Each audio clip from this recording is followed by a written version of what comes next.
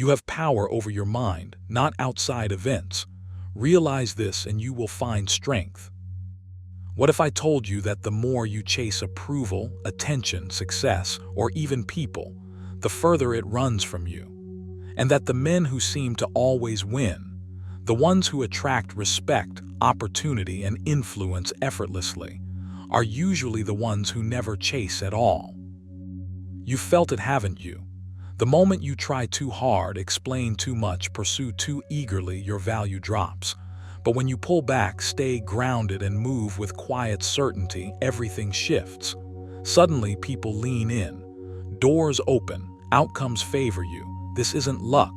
This is Stoic law in action. Stoics understood something most people never will. Chasing puts you in a position of weakness. It signals need. Detachment, on the other hand, signals power. And power, real power, attracts. In this video, you'll discover why Stoics never chase validation, relationships, or outcomes, and why this mindset makes them unstoppable in a world addicted to approval. If you've ever felt overlooked, undervalued, or tired of trying so hard just to get results, this message is for you. Watch this video till the very end, not for motivation, but for a mindset shift that can permanently change how the world responds to you. Number 1, they refuse to beg for attention or validation. Stoics don't win because they chase harder. They win because they don't chase at all, and that distinction changes everything. The moment you stop begging for attention, approval, reassurance, or validation, your entire inner posture shifts. You stop leaking energy. You stop negotiating your worth. You stop handing other people the authority to decide how you feel about yourself. This is not indifference.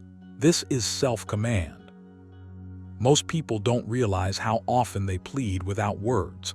They justify, they seek reactions, they wait for replies, they scan for signs. Their calm depends on external confirmation. Stoics saw this clearly and rejected it completely. To them, chasing validation was a form of voluntary slavery. Epictetus said it plainly: if you want to be free, do not wish for others to be different, wish to be different yourself. The Stoic doesn't adjust himself to earn approval.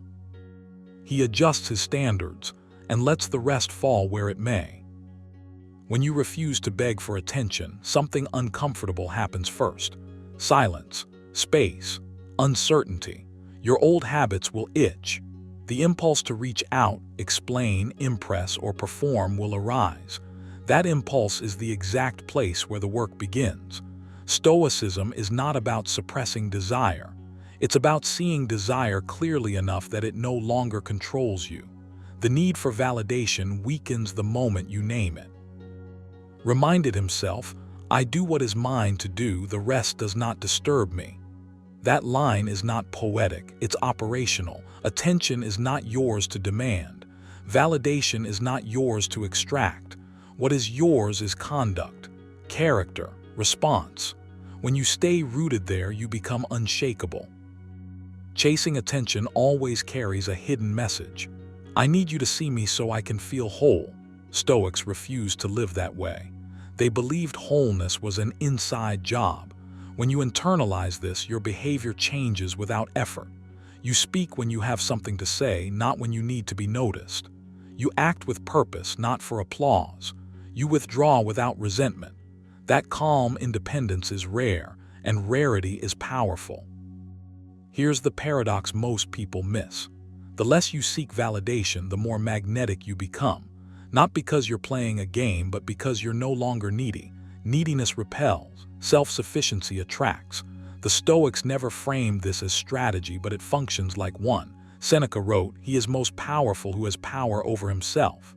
When you no longer require external reassurance, you stop broadcasting insecurity. Your presence settles. Your energy consolidates. Refusing to beg also sharpens your standards. When you're not chasing, you're observing. You're assessing alignment instead of pleading for acceptance. You don't try to fit yourself into places that require you to shrink. You don't overextend emotionally.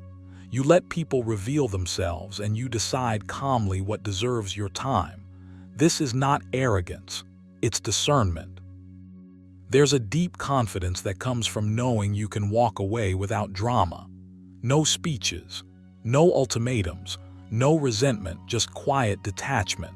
The Stoics practiced this ruthlessly, not because they didn't care, but because they cared about the right things.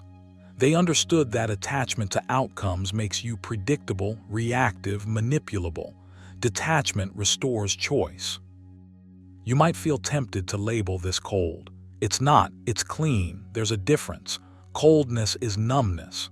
Stoic detachment is clarity. You still feel, you simply don't beg. You don't plead for recognition. You don't contort yourself for approval. You allow others the freedom to respond however they choose, and you keep your dignity regardless. Here's a practical exercise to start rewiring this habit. For the next few days, notice every urge to seek reassurance.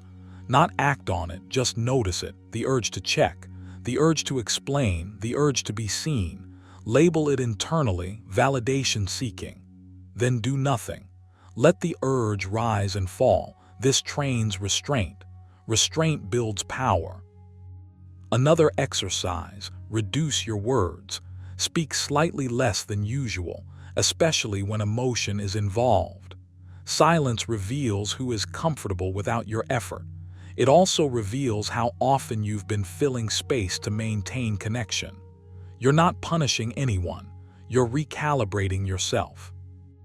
Epictetus warned, if you admire someone too much, you lose your balance. Chasing attention is admiration turned outward and inverted. You place others above yourself and then scramble for scraps of approval. Stoicism reverses this. You place your values above reactions. You keep your balance. Over time, this refusal to beg produces a noticeable shift. You stop feeling anxious when attention fades. You stop interpreting silence as rejection. You stop needing to be chosen. Instead, you choose, calmly, selectively, without urgency. That inner stability is what people sense, even if they can't name it. Winning in the Stoic sense is not about conquest, it's about sovereignty. When you are no longer ruled by the desire to be validated, you reclaim your center. You become harder to manipulate, harder to unsettle, harder to ignore. Not because you demand respect, but because you embody it. Wrote the tranquility that comes when you stop caring what they say, or think, or do. That tranquility is not apathy, it's freedom, and freedom is the ultimate advantage. So stop chasing, not as a tactic, as a principle. Practice withholding your neediness. Practice sitting with uncertainty. Practice letting others come to you or not. Your job is not to be seen. Your job is to be solid. Do this consistently and something remarkable happens. You always win, not because others lose, but because you never give away the one thing that matters most: command over yourself. Number 2, they focus on self-mastery, not persuasion. Chasing is exhausting because it places your peace in someone else's hands. The Stoics understood this instinctively. They saw that the moment you try to persuade, impress, or convince, you've already surrendered leverage. You're reacting instead of directing. You're adjusting yourself to be chosen rather than choosing who you become. That's why Stoics never chased, and why they always seemed to win without trying. Their attention wasn't outward, it was inward. They focused on self-mastery, not persuasion. Persuasion is fragile. It depends on timing, mood, appetite, and approval. It shifts with the weather of other people's emotions. Self-mastery is stable. It doesn't fluctuate with praise or rejection. When you commit to mastering your thoughts, impulses, and reactions, you stop needing to prove anything. You stop performing. And paradoxically, that absence of effort is what makes you compelling. Wrote, if you are distressed by anything external, the pain is not due to the thing itself, but to your estimate of it. That line dismantles the entire chase mentality. Chasing is rooted in the belief that something outside you completes you, validates you, or secures your worth. Stoicism cuts that belief at the root. If your worth is self-governed, nothing external can add to it or take from it. You don't attract by convincing. You attract by being unmovable. When you master yourself, your emotional state no longer rises and falls based on response. You don't lean forward. You don't over-explain. You don't bargain for attention. You remain centered. That center of gravity pulls others toward you without a single argument being made. Most people try to influence outcomes by controlling impressions. Stoics influence outcomes by controlling themselves. This is a fundamental shift. Instead of asking, "How do I make this person see me differently?" you ask, "How do I see myself clearly and act accordingly?" The first question breeds anxiety. The second builds power. Self-mastery begins with restraint. Restraint of speech, restraint of impulse, restraint of emotional leakage. Epictetus taught, first say to yourself what you would be, and then do what you have to do. That's not about self-help optimism. It's about internal alignment. When your actions match your principles, you radiate coherence. People feel that before they understand it. Persuasion tries to manipulate perception. Self-mastery doesn't care about perception. It prioritizes character. And character outlasts charm every time. Charm fades. Consistency doesn't. When you stop chasing responses, you gain something far more valuable: predictability in yourself. You know how you'll act under pressure. You know what you'll tolerate. You know when to walk away. That certainty is rare, and rarity attracts. There's also a deeper reason Stoics never chase. Chasing implies lack. It implies urgency. It implies that something is missing. Self-mastery signals abundance.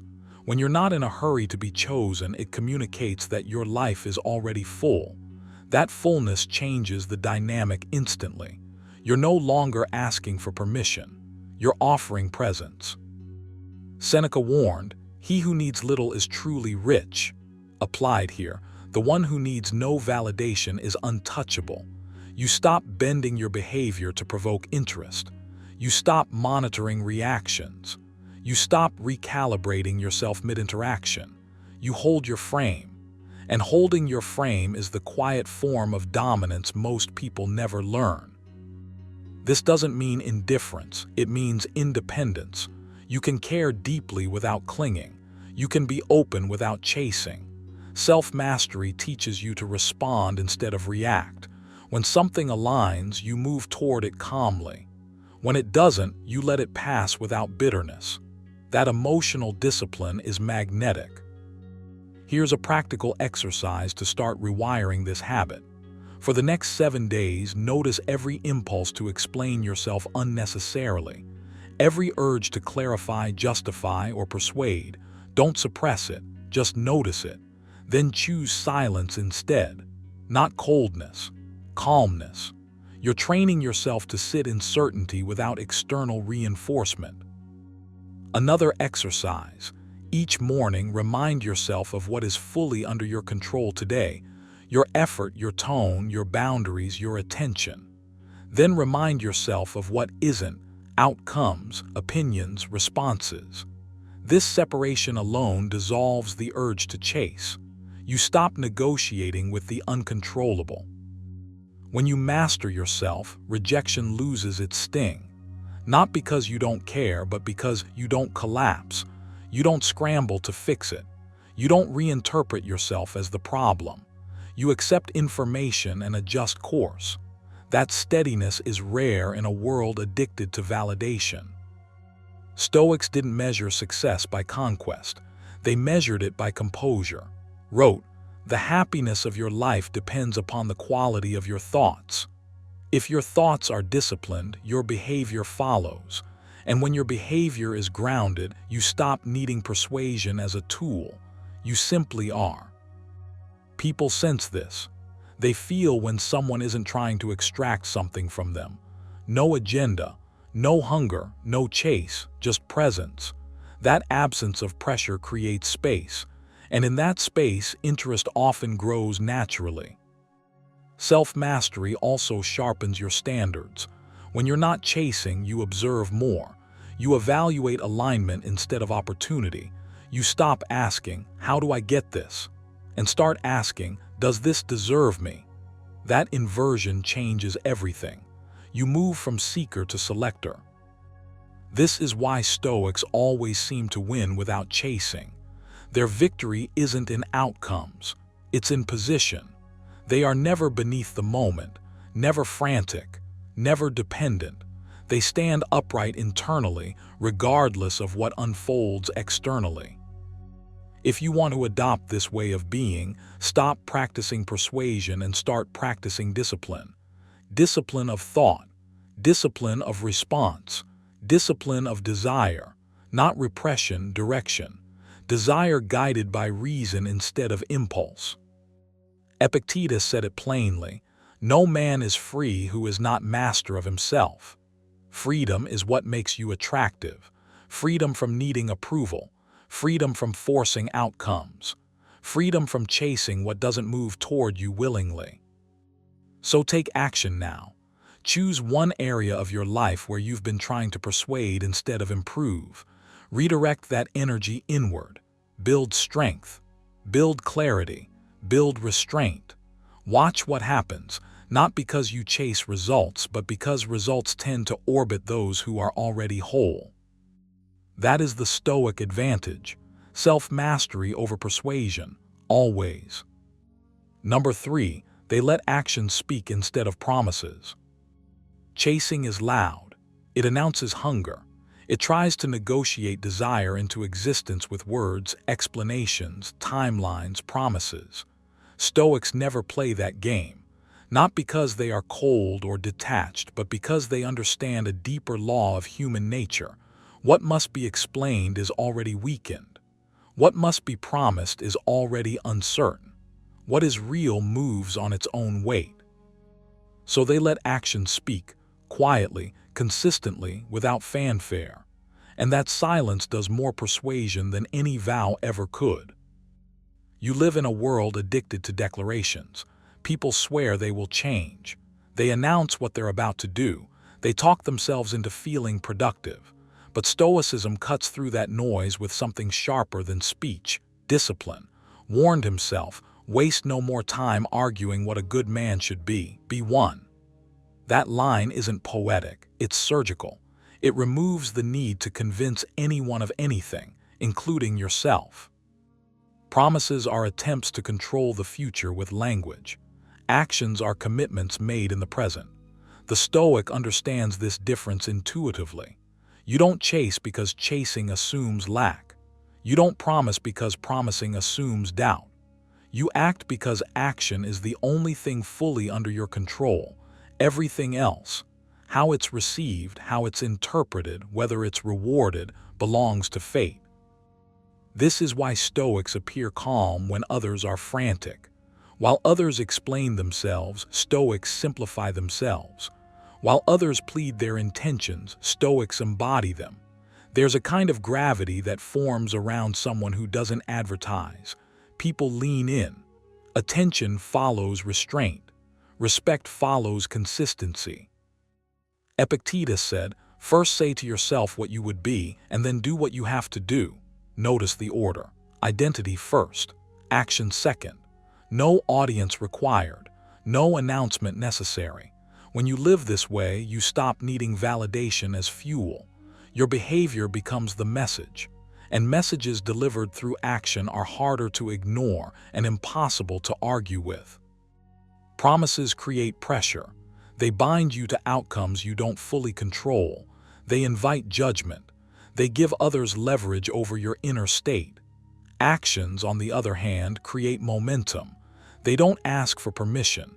They don't beg for belief. They accumulate quietly until results speak on your behalf. This is why Stoics never chase. Chasing reverses polarity. It puts your peace in someone else's hands. It turns desire into a performance. When you stop promising and start doing, you reclaim center. You become self-directed. Others feel that shift instantly, even if they can't articulate it. There is also dignity in this restraint. Seneca wrote, "He is most powerful who has power over himself." Self-control isn't dramatic. It's subtle. It shows up as fewer words and firmer habits, as less explanation and more follow-through. You don't need to say you're reliable when reliability is visible. You don't need to state your values when your behavior reveals them daily. Letting actions speak requires patience. That's where most people fail. They want immediate recognition, immediate reassurance, immediate confirmation that their effort is noticed. Stoics are willing to delay that gratification because they're not performing for applause. They're building alignment between thought and behavior. That alignment is stabilizing. It keeps you grounded even when no one is watching. There's also freedom here. When you stop making promises, you stop overcommitting. You stop negotiating against your own limits. You act within your capacity instead of talking beyond it. This reduces inner friction, less guilt, less anxiety, less self-betrayal. Here's a practical exercise you can start immediately. For the next 7 days, remove all future-oriented declarations from your language. No, I will. No, I'm going to. Replace them with action taken silently. If something matters, let it show up in what you do, not what you announce. Observe how this changes your internal state. You'll feel quieter, more centered, less reactive. Another exercise, at the end of the day, review what you did, not what you intended. Ask yourself where your actions aligned with your standards and where they didn't. Don't excuse. Don't dramatize, just adjust. This is Stoic calibration. Small corrections done daily outperform grand promises made once. You may notice resistance at first. The urge to explain yourself, to clarify intentions, to justify delays. That urge is the old habit of chasing approval. Let it pass. As reminded himself, if it is not right, do not do it. If it is not true, do not say it. Silence is not absence. Silence is precision. When actions speak, they speak slowly, but they echo longer. They create trust without persuasion. They command respect without demand. This is why Stoics always seem to win without chasing. They aren't trying to win people over.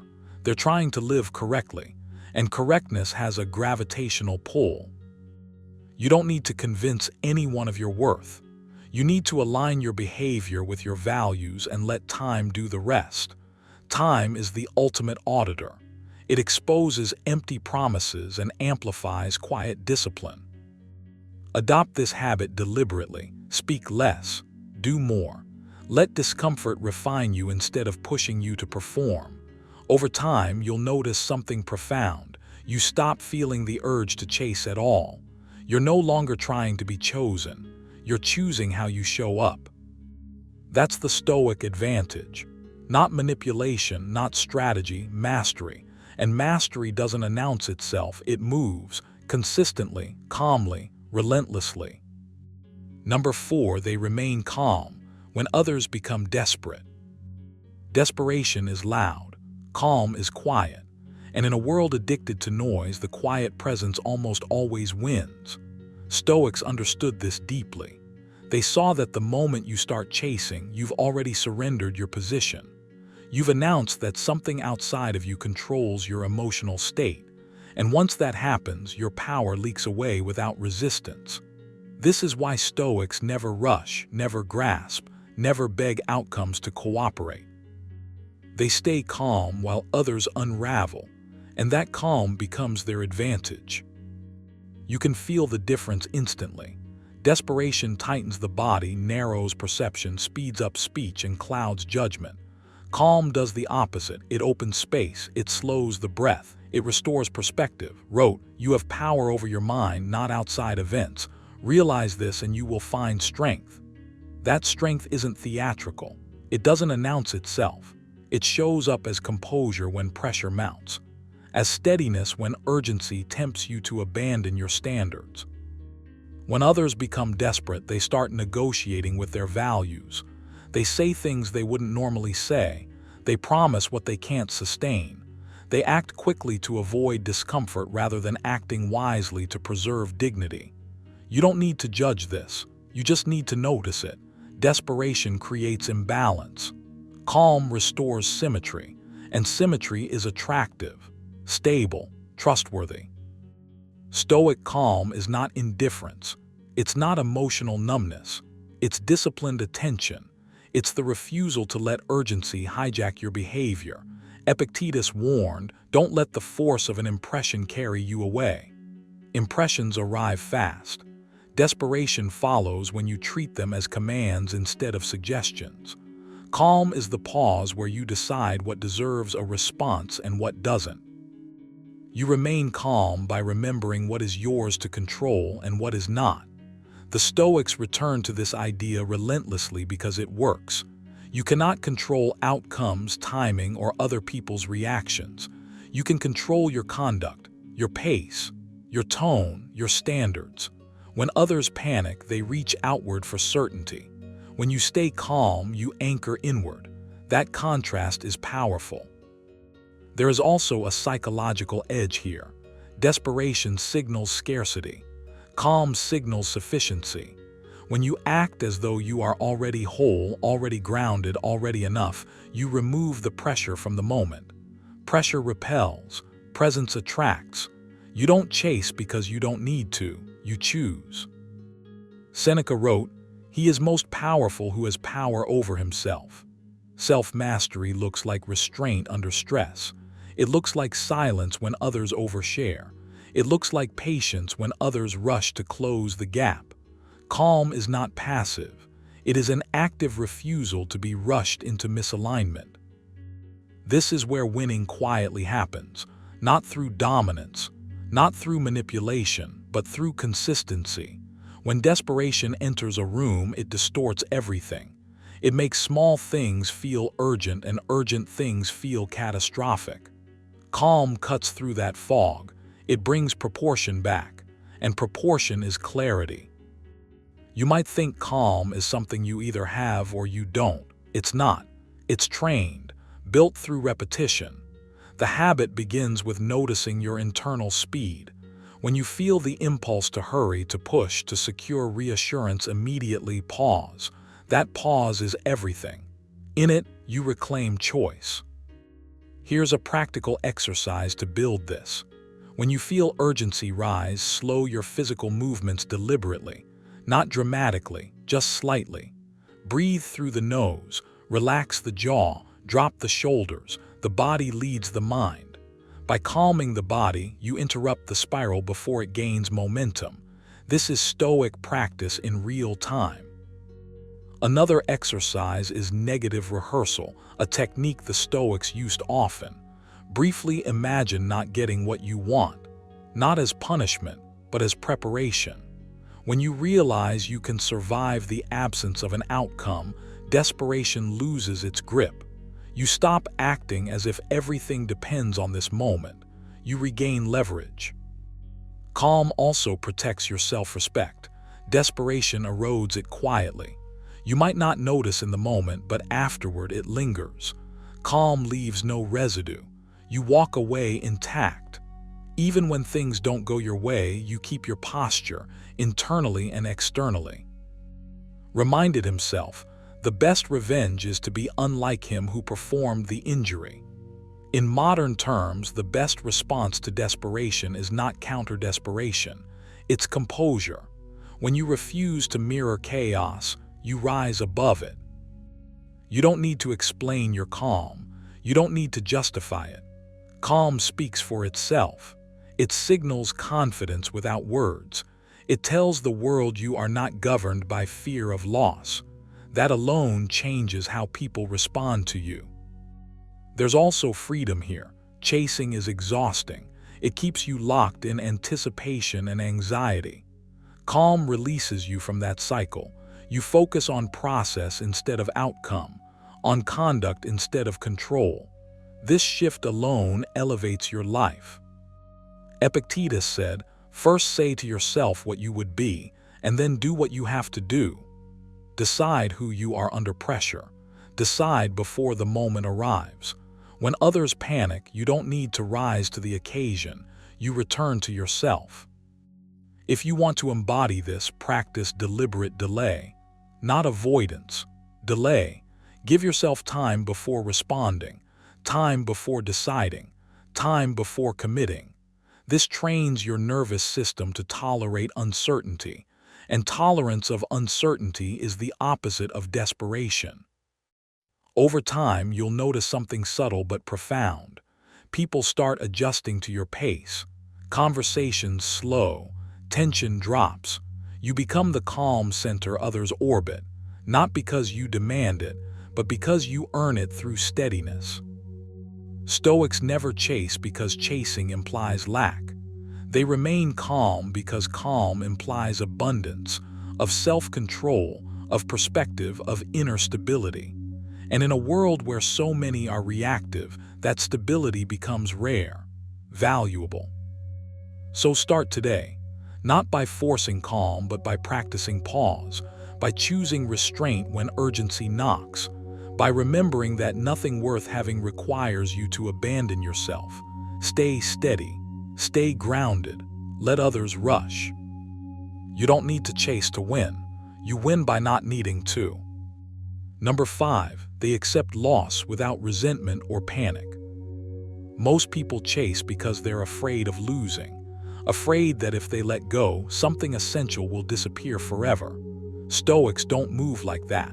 Not because they don't care, but because they understand something most people never internalize. Loss is not an emergency. It's a condition of life. When you accept loss without resentment or panic, you step out of desperation. And the moment desperation leaves, power returns. Chasing is always emotional leakage. It reveals attachment that hasn't been examined. It exposes fear dressed up as effort. You tell yourself you're persistent, committed, passionate, but underneath there's anxiety. Anxiety that if you don't push, force, explain, or hold, things will fall apart. Stoics refuse to operate from that place. They understand that panic distorts judgment and resentment poisons character, so they train themselves to meet loss calmly without flinching. Wrote, accept whatever comes to you woven in the pattern of your destiny for what could more aptly fit your needs. This isn't passive resignation, it's psychological alignment. When you stop arguing with reality, your mind stops wasting energy. You see clearly, and clarity is always an advantage. Loss feels unbearable only when you believe it defines you. When you tie your worth, stability, or future to something external, the threat of losing it triggers panic. Stoics dismantle that dependence early. They remind themselves daily that everything outside their character is on loan, temporary, conditional. When loss arrives, it doesn't shock them, it confirms what they already knew. Epictetus was relentless about this. Do not seek for things to happen the way you want them to, rather wish that what happens happen the way it happens. Read that slowly. It's not about liking loss, it's about not being emotionally hijacked by it. When you accept loss internally, you remain intact externally. No scrambling, no pleading, no collapse.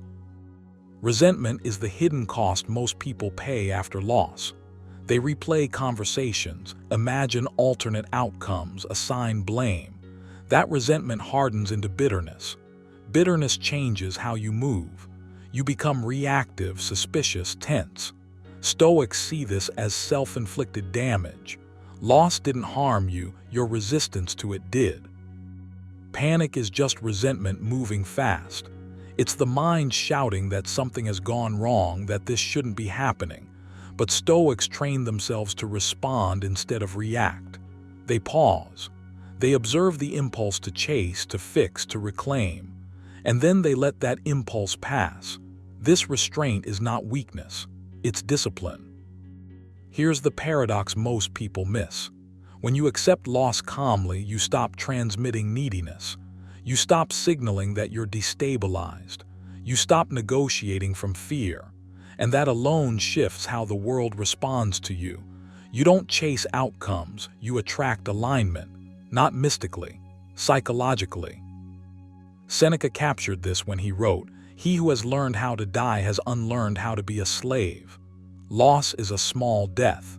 When you rehearse it mentally, you remove its threat. You become free. Free people don't chase, they choose. Acceptance doesn't mean inaction, it means clean action. Action without emotional noise. You do what's within your control and release the rest. No internal begging, no emotional bargaining, just presence, just steadiness. That steadiness becomes your advantage. You might think this sounds cold. It's not. It's calm. There's a difference. Calm preserves dignity. Panic erodes it. When you accept loss without resentment, you preserve your inner posture. You don't contort yourself to regain what left. You remain centered. That center becomes magnetic. Stoics understood that chasing often destroys the very thing you want. Not because effort is wrong, but because effort fueled by fear feels invasive. Acceptance removes that pressure. It says, I can continue forward with or without this. That sentence, even unspoken, changes everything. Here's a practical exercise to build this mindset. Each day, mentally rehearse loss, not dramatically, not emotionally, just factually. Remind yourself that outcomes are uncertain and that you will remain whole regardless. This is not pessimism, it's preparation. It inoculates you against panic. Another exercise. When something doesn't go your way, resist the urge to explain it away or blame it on someone else. Instead, say internally, this was outside my control. Then redirect your focus to what remains within it, your response, your standards, your next step, your training composure. You'll notice that as you practice this, your sense of urgency decreases. You stop rushing. You stop forcing timelines. You stop proving. This doesn't make you passive, it makes you precise. You act when action is clean, not when emotion is loud. Reminded himself, the impediment to action advances action. What stands in the way becomes the way. Loss is not a wall, it's information. It tells you where attachment still lives. It shows you where your freedom can expand. When you accept loss without resentment, you don't carry emotional debris forward. You travel lighter, you think clearer, you recover faster. And because you're not chasing, you're not signaling scarcity. Scarcity repels, stability attracts. This is why Stoics always win, though not in the shallow sense. They win internally first. They keep their composure when others lose theirs. They maintain dignity when others bargain. They preserve self-respect when others panic. That inner victory compounds.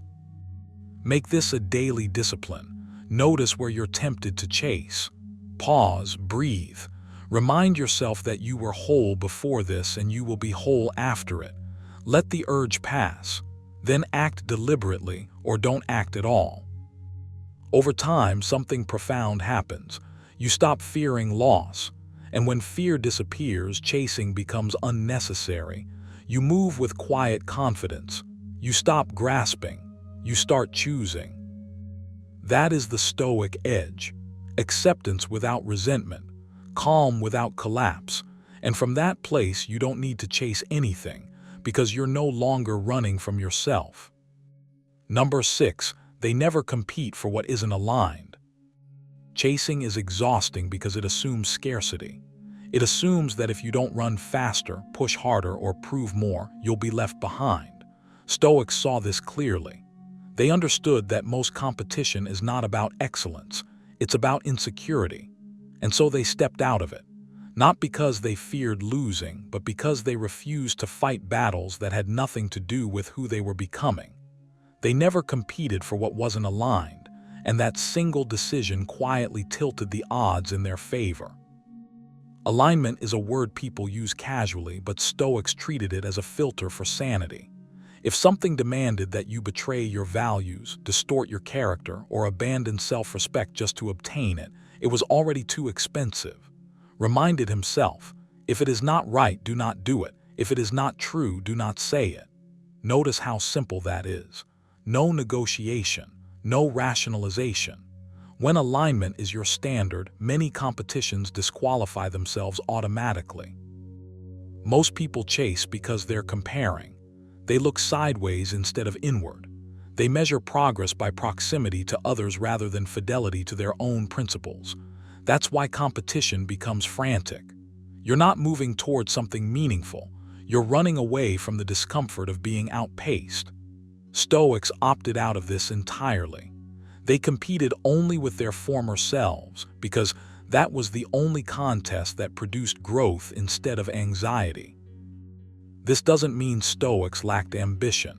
It means their ambition was precise. They aimed at character, not applause, at mastery, not validation. Epictetus was blunt about this distinction. If you want to improve, be content to be thought foolish and stupid. In other words, stop trying to look impressive. Start trying to be excellent.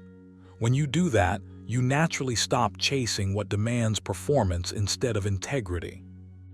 You feel this shift when you stop asking, "How do I win?"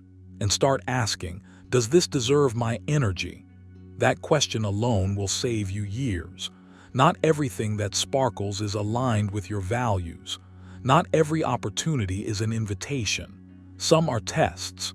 Stoics pass those tests by walking away. Chasing also implies attachment to outcomes you can't control. That's another reason Stoics refused it. They understood the cost of tying your worth to external rewards. Seneca warned, "He who depends on another for his happiness makes himself a slave." Competing for what isn't aligned enslaves you to forces outside your command: opinions, trends, approval, timing. When you stop chasing, you reclaim sovereignty over your inner state. There's a quiet confidence that emerges when you no longer feel compelled to compete everywhere. Your pace steadies. Your decisions simplify. You don't need to rush because you're not afraid of missing out on what was never meant for you. This calm is not passive. It's grounded. It signals to the world and to yourself that you know where you're going.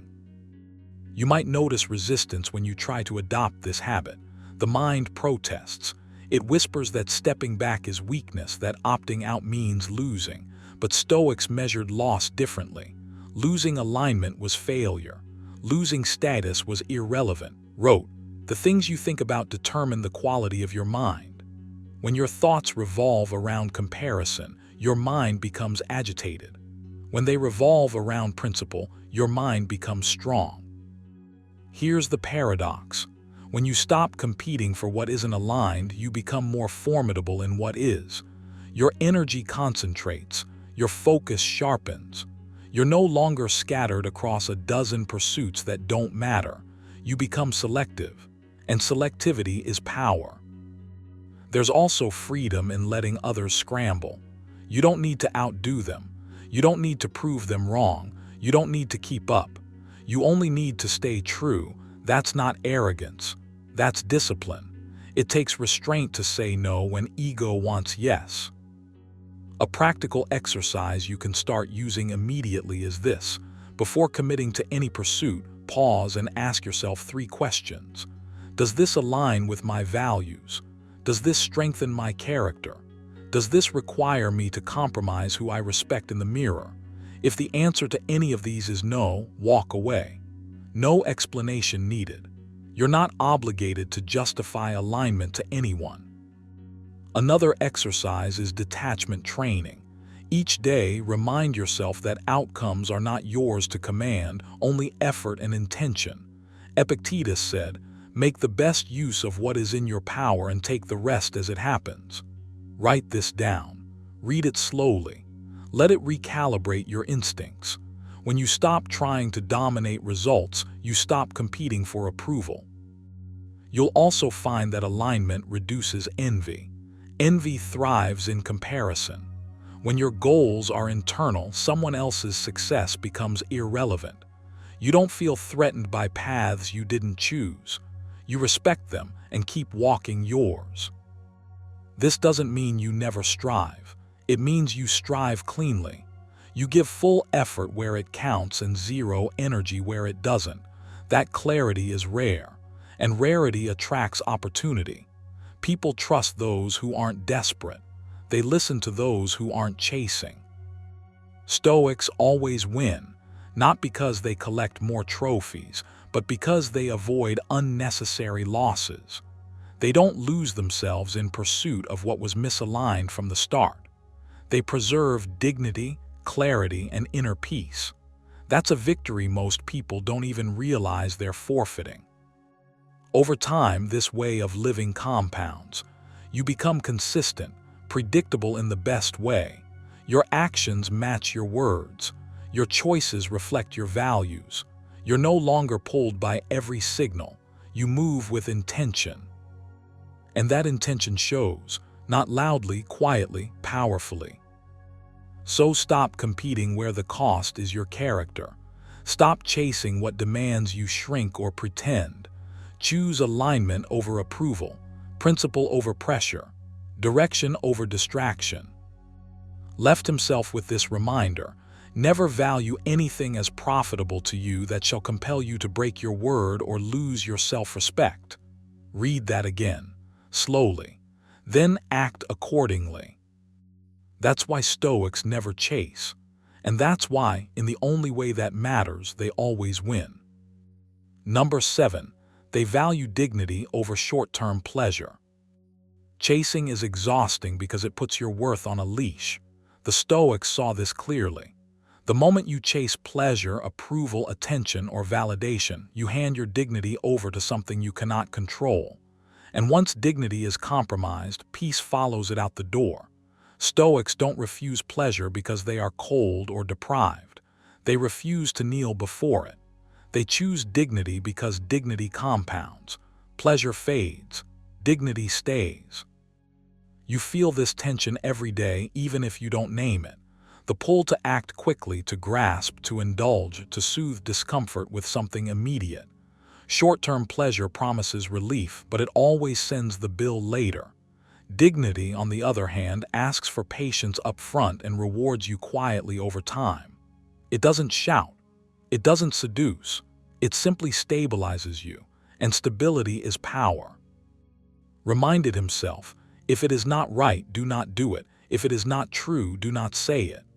That sentence sounds simple until you realize how often pleasure tries to talk you out of it. Pleasure urges you to bend, to rush, to abandon your standards just this once. Dignity says no, not loudly, not dramatically, but firmly. And every time you obey that no, you reinforce self-respect. Chasing always begins with impatience. You want a feeling now, relief now, assurance now, but impatience is a confession. It admits that you don't trust yourself to endure discomfort. Stoics trained themselves to endure first, choose second. They understood that a person who can tolerate discomfort without scrambling is unshakable. Epictetus put it plainly: if you wish to be invincible, make yourself indifferent to things outside your control. Pleasure is outside your control. Dignity is not. This is why Stoics never chase and somehow always win. They don't negotiate with impulse. They don't barter principles for temporary comfort. They hold the line even when no one is watching, especially when no one is watching. That's where dignity is forged, in private restraint, not public performance. Short-term pleasure is loud. It demands justification. It asks you to explain yourself, to rationalize, to defend. Dignity is quiet. It requires no explanation. When you act from dignity, you don't need to convince anyone, including yourself. There is a calm finality to it, a sense of alignment. You feel clean afterward, not hollow. There's also something deeply attractive about this posture, not in a performative way, but in an energetic one. When you don't chase, you are no longer trying to extract something from the world. You are complete before you act. Seneca wrote, "He who has learned to be content with little is rich." Contentment here doesn't mean settling. It means refusing to be desperate. And desperation is what erodes dignity faster than anything else. You might think dignity is restrictive, that it limits enjoyment. The The Stoics saw the opposite. Dignity filters enjoyment. It ensures that what you allow into your life strengthens you instead of weakening you. Pleasure that costs self-respect is not pleasure. It's a loan with interest. Dignity pays in cash. There's a habit shift required here. You stop asking, will this feel good right now? And start asking, will I respect myself afterward? That question changes everything. It slows you down. It sharpens your choices. It protects your identity from erosion. Over time, this becomes automatic. You don't debate with temptation. You recognize it and move on. Here's a practical exercise you can begin immediately. When you feel the urge to chase anything, pause for 10 breaths. Not to suppress the desire, but to observe it. Notice how urgent it feels. Notice how it promises relief. Then ask yourself one question silently. What does my highest self do next? Not your most comfortable self. Not your most anxious self. Your highest one. Let that answer guide you. Another exercise is voluntary restraint. Choose one small pleasure each day and delay it deliberately. Not forever. Just long enough to prove to yourself that you are not ruled by impulse. This trains dignity the way resistance trains muscle. You're not punishing yourself. You're strengthening choice. You'll notice something subtle as you practice this. The intensity of desire weakens, not because life becomes dull, but because your nervous system stops panicking. You're no longer reacting. You're deciding, and decision is freedom. The Stoics never believed that pleasure was evil. They believed slavery to pleasure was. Wrote, "You have power over your mind, not outside events. Realize this and you will find strength." Dignity is that power expressed in action. It's saying, I can want this and still walk away. That ability changes how you carry yourself, how you speak, how you wait. When you stop chasing, you reclaim time. You reclaim energy. You reclaim identity. You stop living in reaction and start living in alignment. And alignment feels like winning, even before outcomes appear. Make dignity your filter, not occasionally, daily, before choices, before words, before commitments. Let pleasure pass through it, not around it. Over time, you'll notice that what remains in your life feels cleaner, steadier, more satisfying. Not because you took more, but because you demanded more of yourself. That's why Stoics never chase. They don't need to. They stand still in their principles and life adjusts around them. Not magically, not instantly, but inevitably. Number 8, they attract by absence, not pursuit. Chasing is loud, it leaks urgency, it broadcasts hunger. And the Stoics understood something that most people learn only after years of exhaustion. The moment you chase, you hand over your power. You announce that the outcome owns you. That's why Stoics don't pursue in the way the world expects. They attract by absence, not pursuit. Not because they are passive, not because they are indifferent, but because they are anchored. You've been taught that effort equals value, that wanting something intensely proves sincerity. That proximity creates attachment.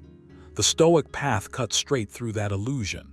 Desire, when unmanaged, destabilizes you.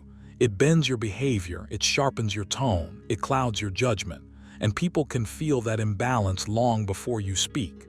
Absence, on the other hand, signals self-sufficiency. It communicates that you are already full, already grounded, already whole. That signal is powerful. Reminded himself, if you seek tranquility, do less. That doesn't mean do nothing. It means stop overreaching. Stop forcing outcomes. Stop leaning forward emotionally before life has invited you. When you withdraw the need to chase, something shifts internally. Your nervous system calms. Your attention returns to what you can actually control. And paradoxically, that calm becomes attractive. Absence is not withdrawal born of fear. It's restraint born of strength. When you are not constantly trying to secure an outcome, you move differently. You listen more than you explain. You respond instead of react. You give space without anxiety.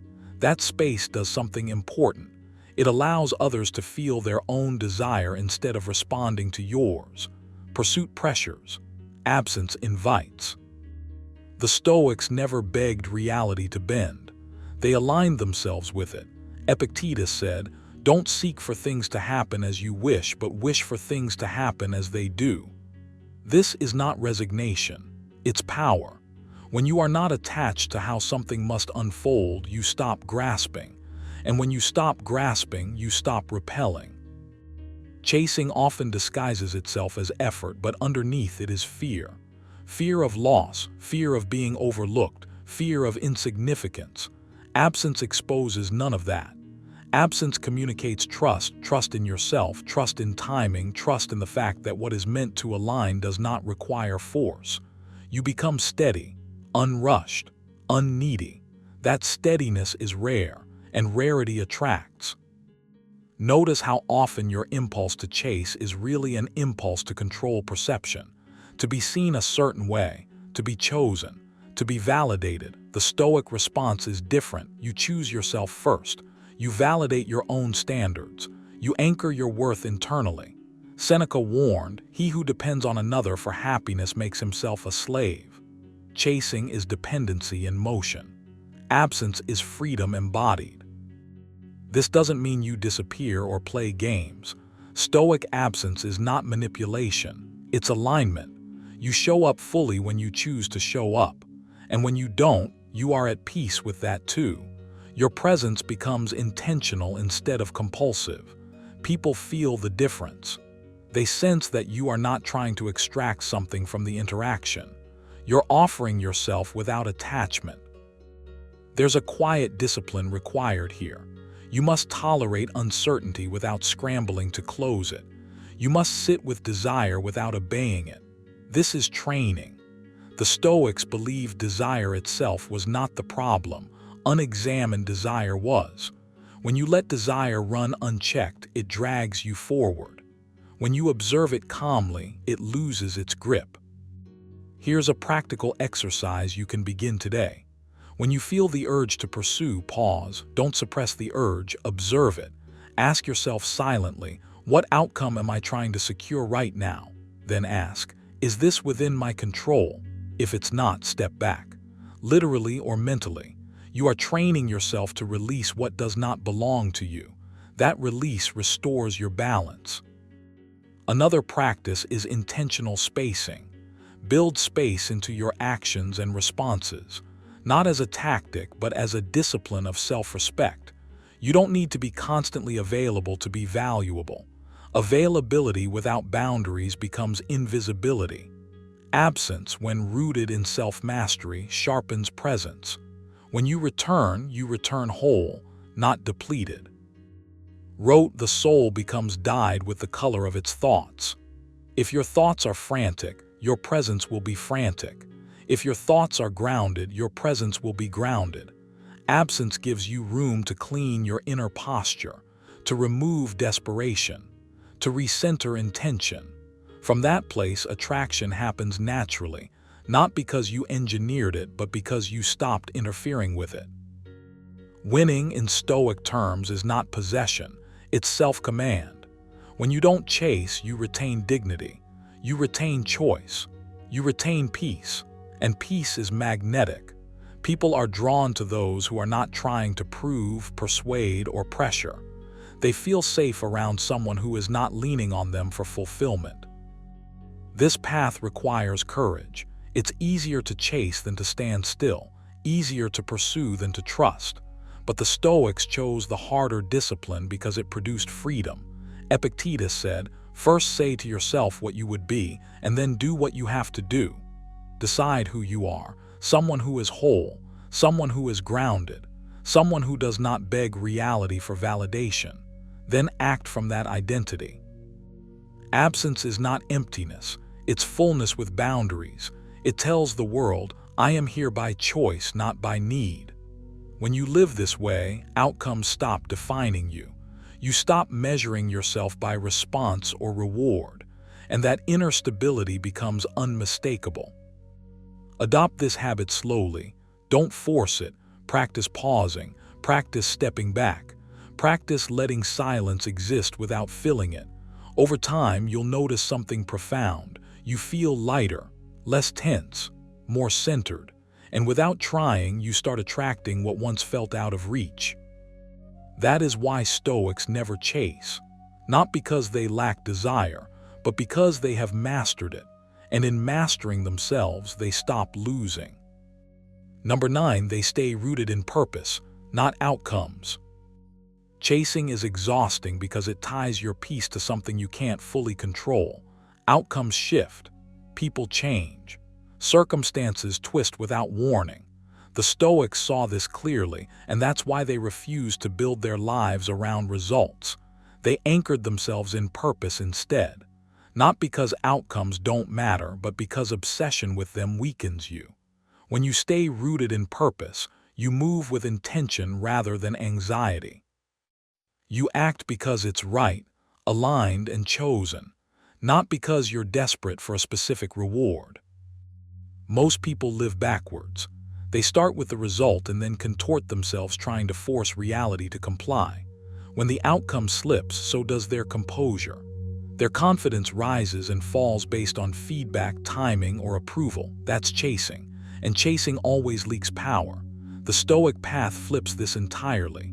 You commit to who you are and how you act, regardless of what the external world hands back to you. You don't withdraw effort, you withdraw attachment. Wrote, you have power over your mind, not outside events. Realize this and you will find strength. That sentence alone dismantles the chasing instinct. Purpose lives inside your control. Outcomes do not. When you align yourself with purpose, your sense of direction becomes internal. You wake up knowing what kind of person you intend to be, not what you hope to extract from the day. That shift is subtle, but it's everything. Purpose steadies you. It gives you a spine when results are delayed, distorted, or without it, you start negotiating with yourself. You compromise standards to get quicker returns. You bend values to secure approval. You rush. Purpose removes that urgency. You move when it's time. You speak when it's necessary. You act because it aligns, not because you're trying to secure a reaction. This is why Stoics never chase. Chasing implies lack. It implies you need something external to validate your movement. Purpose implies sufficiency. It says, I act from fullness, not hunger. That energy is unmistakable. People feel it. Situations respond to it. Not because you're manipulating anything, but because grounded presence changes the dynamic of every interaction. Epictetus was relentless on this point. Don't demand that things happen as you wish, but wish that they happen as they do happen, and you will go on well. This isn't passivity, it's precision. You still act, you still pursue goals, but your emotional equilibrium no longer depends on the finish line. You give your best effort, then release the result. That release is not resignation, it's sovereignty. When you're outcome-focused, every delay feels like failure. Every obstacle feels personal. You start overreaching. Purpose removes that noise. You measure success by alignment, not applause, by integrity, not immediacy. You become harder to shake because your sense of progress is internal. You know when you've shown up fully, regardless of what came back. There's a quiet paradox here. The less you chase outcomes, the more often they arrive. Not because you're gaming the system, but because you're no longer broadcasting need. Need repels, purpose attracts. When you stop trying to force a result, your actions become cleaner, calmer, and more precise. You make better decisions because fear is no longer steering the wheel. This also changes how you handle uncertainty. When outcomes are your anchor, uncertainty feels threatening. When purpose is your anchor, uncertainty becomes navigable. You're not lost just because the map isn't clear. You know your direction even if the terrain shifts. That's real confidence, not bravado, not optimism, but steadiness. Here's a practical exercise you can start using immediately. Write down what is fully within your control in any pursuit. Your effort, your preparation, your response, your conduct. Then write down what isn't: timing, reactions, final results. Commit daily to judging yourself only on the first list. This trains your mind to invest energy where it actually pays dividends. Another exercise is pre-commitment. Before you act, state internally why you're doing it in terms of values, not rewards. Not what you hope to gain, but what you intend to express: discipline, courage, patience, excellence. This reframes action as identity reinforcement rather than outcome hunting. Over time, this builds a deep sense of self-trust. Seneca captured this beautifully when he wrote, "The wise man is content with himself." Contentment here doesn't mean complacency. It means wholeness. When you are rooted in purpose, you are already complete in your intention. Outcomes become feedback, not verdicts. You learn from them without being defined by them. This is why Stoics always win. Not because they always get what they want, but because they never lose themselves in the process. Even when outcomes disappoint, their character remains intact. Their direction remains clear. Their peace remains unbroken. That's a kind of winning most people never experience because they've tied their worth to results they can't command.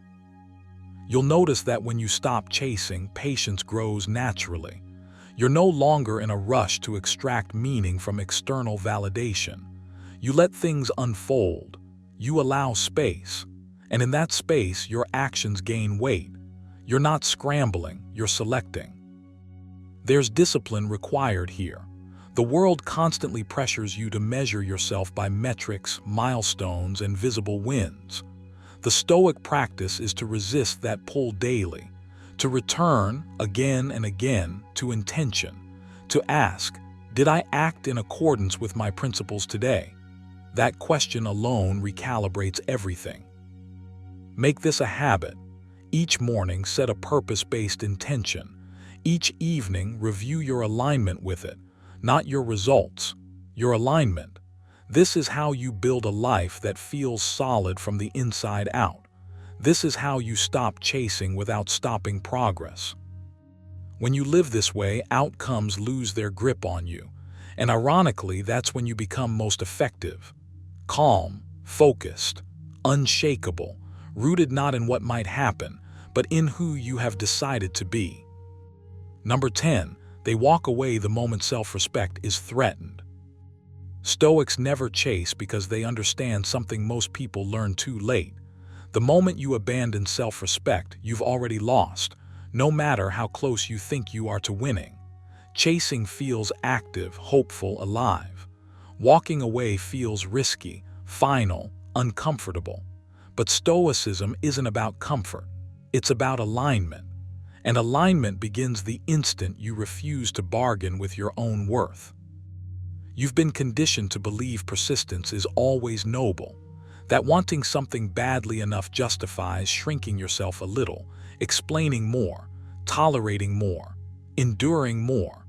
But the Stoics drew a hard line where most people blur it. They understood that desire without dignity is bondage, and freedom matters more than outcome. Reminded himself, the happiness of your life depends upon the quality of your thoughts. Notice how quickly your thoughts degrade when self-respect is under threat. You start monitoring reactions, overthinking silence, replaying words, adjusting your behavior to keep something that already feels unstable. That mental state is not power. It's submission dressed up as effort. Stoics walk away not because they don't care, but because they care about the one thing that must never be negotiated: inner authority. The moment you feel the quiet signal that your values are being bent, your presence diminished, your standards mocked or ignored, the decision is already made. You don't argue, you don't dramatize, you disengage. This is where people misunderstand Stoicism. They think walking away is avoidance. It's not. It's discernment. Epictetus said, "If you want to improve, be content to be thought foolish and stupid." Walking away often looks foolish to those who measure worth by validation. But to the Stoic, Approval that costs self-respect is too expensive. Chasing creates an invisible hierarchy where you place yourself beneath the thing you want. Walking away collapses that hierarchy instantly. You restore equality, not by demanding it but by removing your energy. This is not a tactic, it's a posture, and posture shapes outcome more than persuasion ever will. When self-respect is threatened, your nervous system knows before your mind does. There's a tightening, a subtle discomfort, a sense of misalignment. Most people override that signal and call it commitment. Stoics listen to it and call it wisdom. Seneca warned, "He who is brave is free." Bravery here isn't loud, it's quiet resolve, the courage to let go without explanation. You don't walk away to punish. You walk away to preserve coherence. Once coherence is lost, everything becomes transactional. You start trading peace for proximity, integrity for attention, calm for reassurance, and no matter how it ends, you pay. Here's the paradox most people miss. Walking away is not an ending. It's a return to yourself. The Stoic doesn't chase because he understands that anything requiring self-betrayal to obtain will eventually demand more of the same. The price always increases. There's also a deep psychological truth here. When you stay where you are not respected, you teach yourself that your boundaries are flexible. That lesson doesn't stay in one area of life. It spreads. Your standards erode quietly. You begin tolerating what you once would rejected. Stoics refuse that drift. They choose friction over corrosion. This doesn't mean you become rigid or cold. It means you become anchored. When you're anchored, you don't need to convince. You don't need to prove. Your actions speak in complete sentences. Walking away communicates clarity more powerfully than any speech ever could. Here's a practical exercise to build this habit. Write down your non-negotiables, not preferences, not wishes, but values you will not compromise. Read them daily. This conditions your mind to recognize violations early, before attachment clouds judgment.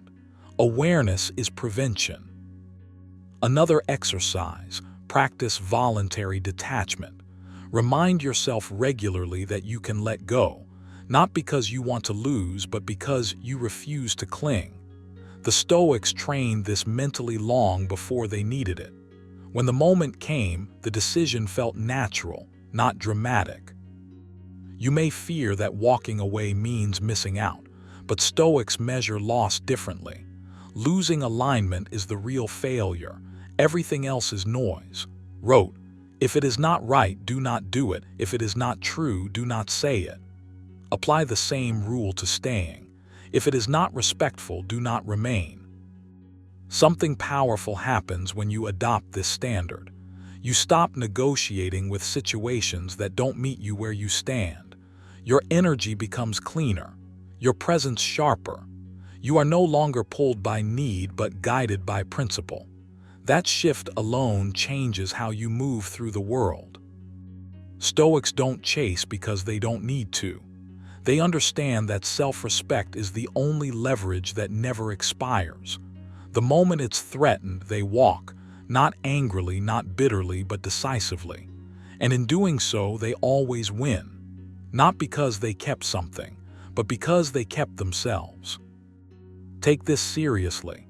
The next time you feel that internal signal, the quiet knowing that staying requires shrinking, pause, breathe, and choose yourself. No speeches, no justifications, just action. That is Stoic power, quiet, clean, unshakable. If you've made it this far, understand this. Stoicism isn't about indifference, and it's not about pretending you don't care. It's about mastery. As reminded us, you have power over your mind, not outside events. Realize this and you will find strength. When you stop chasing, you stop leaking your power. You stop negotiating your worth. You stop handing control of your emotions to people who haven't earned it. And paradoxically, that's when life begins to move toward you. Respect follows. Attraction follows. Opportunities follow, not because you demanded them, but because your calm, grounded presence made them inevitable. Remember this: chasing comes from fear. Stillness comes from confidence. The Stoic doesn't rush, doesn't beg, doesn't explain. He builds himself so thoroughly that the world has no choice but to respond. When you detach from outcomes, you dominate them. When you stop seeking validation, you become the standard. So carry this lesson with you. The next time you feel the urge to chase, pause, breathe, return to yourself. Choose discipline over desperation. Choose self-respect over approval. And if this message resonated with you, don't let it end here. Rewatch this video, reflect on it, apply it. Subscribe for more Stoic wisdom that sharpens your mind, strengthens your presence, and quietly puts you ahead without ever having to chase.